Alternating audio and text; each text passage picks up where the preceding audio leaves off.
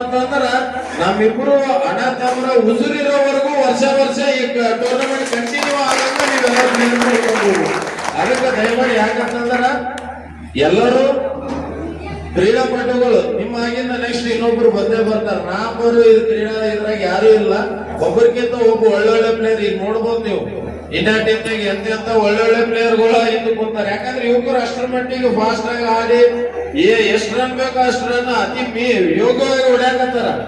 ಅದಕ್ಕ ಎಂತೆಂತವ್ರಿಗೂ ಅವಕಾಶ ಸಿಗುತ್ತದ, ತಾಳ್ಮೆ ಅನ್ನೋದು ಇರ್ಬೇಕು.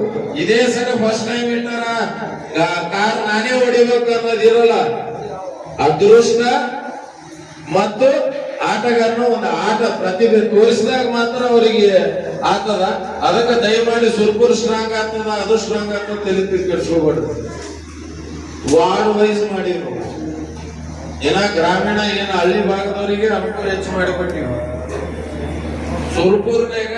ಸುರ್ಪುರ್ ಲೆವೆಲ್ ಅಂದ್ರೆ ಈಗ ಗುಡ್ಲಿಗೆರೆ ಹುಡುಗರು ಅಲ್ಲಿ ಅದ್ರಾಗ ಓದಿದ್ರು, ಹಂಗ ಮಾಡಿಲ್ಲ. ವಾರ್ಡ್ ವೈಸ್ ಮಾಡಿವಿ, ಅವ್ರವ್ರ ವಾರ್ಡ್ ನಿಂದ ಅಲ್ಲೇ ಆಡ್ಬೇಕನ್ನೋದು ಮಾಡಿವಿ. ಅದಕ್ಕ ನಾಗಪುರದಾಗಾದ್ರು ಅದೇ ರೀತಿ ಮಾಡಿವಿ. ಎಲ್ಲಾ ಕಡೆನೂ ಎಲ್ಲಿ ಸ್ಟ್ರಾಂಗ್ ಅವ ಅಲ್ಲಿನ ಅದೇ ರೀತಿ ಮಾಡುವಂತ ಕೆಲಸ ಮಾಡಿವಿ. ತಾವೆಲ್ಲರೂ ಧೈರ್ಯದಿಂದ ಅದೃಷ್ಟ ಇದೇ ಮಾಡೋದಿಲ್ಲ ಅಂದ್ರೆ ಏನಾಗಲ್ಲ, ಮುಂದಿನ ಸರಿ ಮತ್ತೆ ಪ್ರಾಕ್ಟೀಸ್ ಮಾಡಿ ಪ್ರಯತ್ನ ಮಾಡಕಂತೀರಿ. ಈಗ ಬಂದು ಏನು 10ನೇ ತಾರೀಕು